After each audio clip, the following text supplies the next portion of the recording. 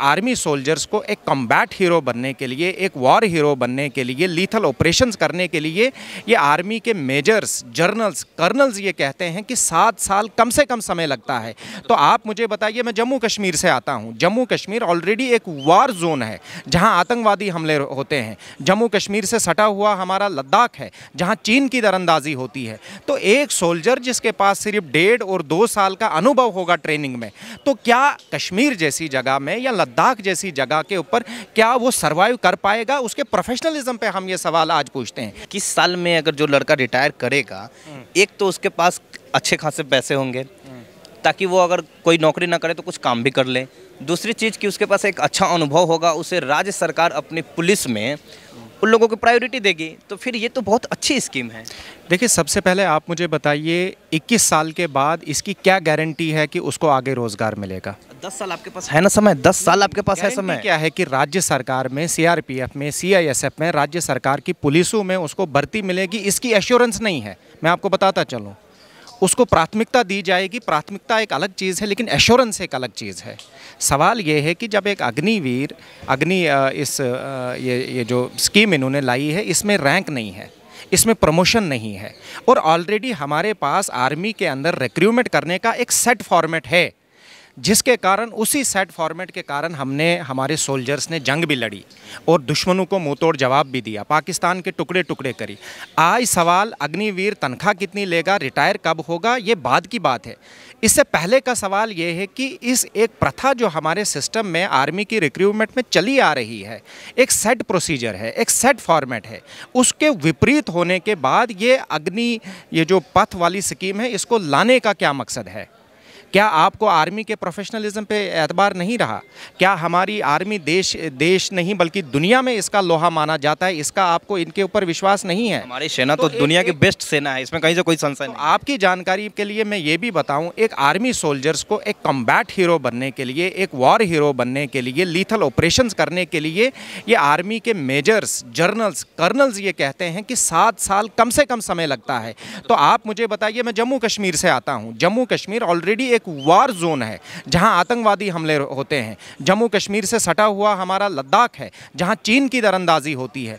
तो एक सोल्जर जिसके पास सिर्फ 1.5 और 2 साल का अनुभव होगा ट्रेनिंग में, तो क्या कश्मीर जैसी जगह में या लद्दाख जैसी जगह के ऊपर क्या वो सर्वाइव कर पाएगा? उसके प्रोफेशनलिज्म पे हम ये सवाल आज पूछते हैं। सरकार ये कह रही है भाई जी, सरकार ये कह रही है कि जो परमानेंट सोल्जर की जो बहाली है उसको हम वैसे ही रखेंगे। नहीं, सरकार ये नहीं कह रही है, और हमें सरकार से यही पूछना है कि ये जो इसके उलट जो आर्मी का जो परमानेंट सोल्जर का ये जो रिक्रूटमेंट है, क्या वो रहेगा कि नहीं रहेगा? भारतीय जनता पार्टी के किसी प्रवक्ता, किसी लीडर ने अभी तक ये नहीं बताया क्या वो जो सेट एजेंडा चला आ रहा है वो रहेगा भी कि नहीं रहेगा। और सवाल आज ये है कि आपने देश की रेल को ठेके पे लगा दिया, आपने पोर्ट्स को ठेके पे लगा दिया, आपने जो देश की संपत्ति थी जिसको कांग्रेस ने अपना खून, अपना पसीना दे के बनाया है, सींचा है, लेकिन आज आप हमारी देश की सुरक्षा में जो आर्मी काम करती है, जो उच्च बलिदान देने के लिए हमेशा तैयार रहते हैं, आज आपको क्या ज़रूरत पड़ी? और आर्मी जैसी जो हमारी सुरक्षा, अंदरूनी सुरक्षा हो, बाहर की सुरक्षा हो, उसको आप ठेके पर देने की प्रयास कर रहे हैं। ये एक बहुत बड़ा सवाल है, और इस जैसी साजिशों को कभी कामयाब होने नहीं देंगे।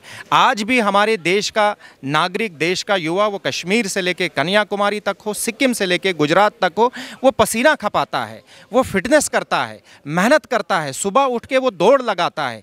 आर्मी में जाना न सिर्फ ये तनख्वाह का एक विषय है, बल्कि आर्मी में जाना माँ भारती की सेवा का एक विषय है, उच्च बलिदान देने के लिए एक विषय है। आर्मी में जाना जहाँ दुश्मन की तोप, गोला बारूद चल रहा हो, सीना निछावर करने का एक जज्बा होता है।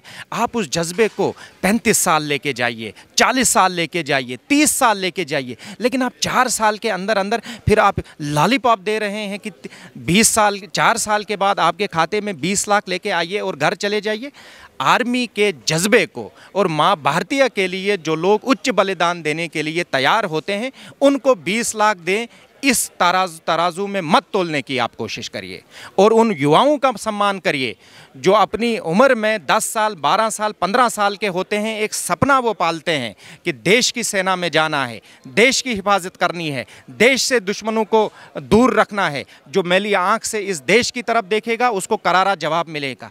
आप उसको ठेके पे ले रहे हैं, आप इसको 4 साल के लिए ले रहे हैं। आज हमारी आर्मी एक सेट प्रोसीजर है, हमें उसको आगे लेके जाना चाहिए, न कि इन ठेकेदारी प्रथा को हमें जोर देना चाहिए। 2 मिनट। एक सर और मेरा महत्वपूर्ण सवाल है कि सरकार ये कह रही है कि जहां पहले 1 आदमी की बहाली होती थी वहां अब हम 4 आदमी की बहाली कर रहे हैं।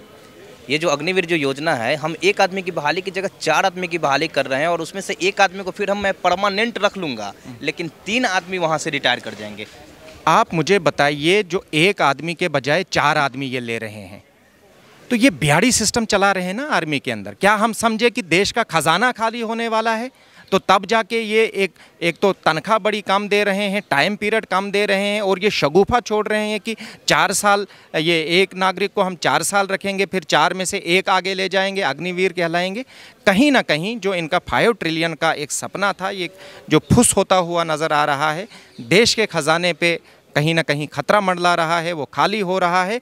इसकी आंच शायद मुझे लगता है कि डिफेंस के सेक्टर में हमें देखने को मिल रही है। सवाल मैं कहता हूँ ये नहीं है कि अग्निवीर को 4 साल के बाद क्या मिलेगा। सवाल ये है कि अग्निवीर लाया क्यों जा रहा है, अग्निपथ लाया क्यों जा रहा है। क्या इसलिए कि 4 साल के बाद, मैं मुबारकबाद देता हूं भारतीय जनता पार्टी के उस लीडर को जिसने कहीं ना कहीं सच बोला।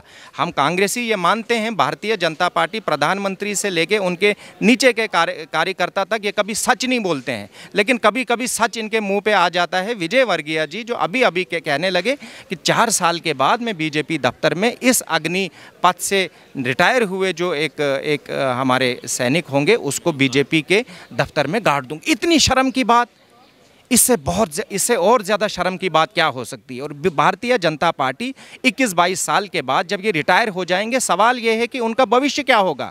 17 से लेके 22 साल तक की उम्र होती है पढ़ने की। कोई भी आप कॉम्पिटिटिव एग्ज़ाम देते हैं, मैं खुद पढ़ा लिखा हूँ, आप भी पढ़ते हैं, लिखते हैं, आपके भी बच्चे होंगे।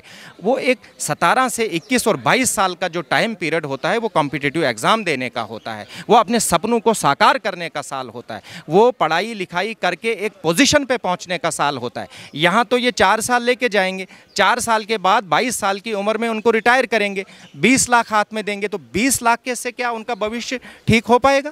क्या 20 लाख के बाद क्या वो अपने बाल बच्चों की सही मानों में सुरक्षा कर पाएंगे, सेवा दे पाएंगे? तो कहीं ना कहीं ये एक बहुत बड़ी साजिश हमारे डिफेंस के खाके को कमज़ोर करने की कोशिश हो रही है। हम ऐसी साजिशों को कभी कामयाब होने नहीं देंगे।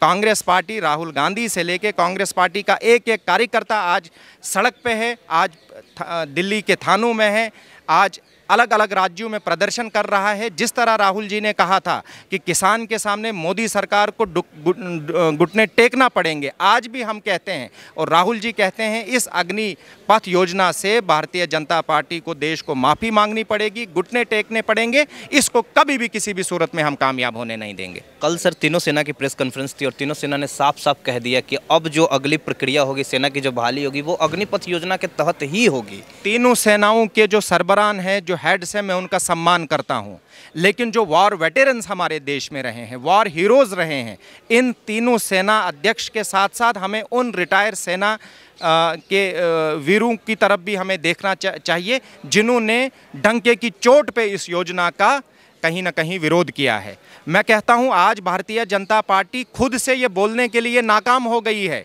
देश और देशवासियों को समझाने के लिए नाकाम हो गई है। अब मैं समझता हूं ये तीनों हमारी सेनाओं के अध्यक्षों को सामने करके इस स्कीम को लागू कराने की कोशिश कर रही है।